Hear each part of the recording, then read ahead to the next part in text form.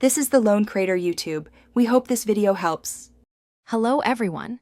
In this video, I will explain how to change your Dodge Durango key fob battery. This is a simple process that you can easily do at home in just a few minutes.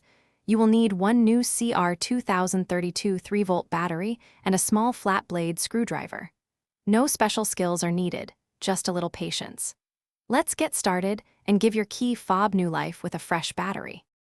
To begin, find the small mechanical latch on the back of your key fob. Slide this latch sideways and carefully pull out the emergency key, setting it aside in a safe place. Next, look into the slot where the emergency key was. You'll see a small opening. Insert the tip of your small flat blade screwdriver into this gap. With a gentle twist, you can start to pry the two halves of the key fob casing apart, revealing the inside components. Now that your key fob is open, you will see the old coin cell battery nestled inside. Use your small flat blade screwdriver to gently pry out the old battery. Be careful not to damage any internal components. It's important to note the orientation of the old battery.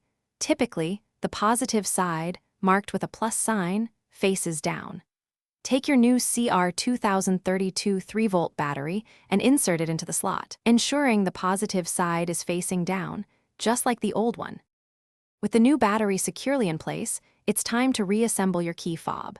Carefully align the two halves of the casing. Gently press them together until you hear and feel them snap securely into place, ensuring there are no gaps. Finally, slide the emergency key back into its designated slot. To confirm everything is working correctly, stand near your Dodge Durango and test the lock and unlock buttons. Your key fob should now function perfectly. Thanks for watching. Consider subscribing if we helped you.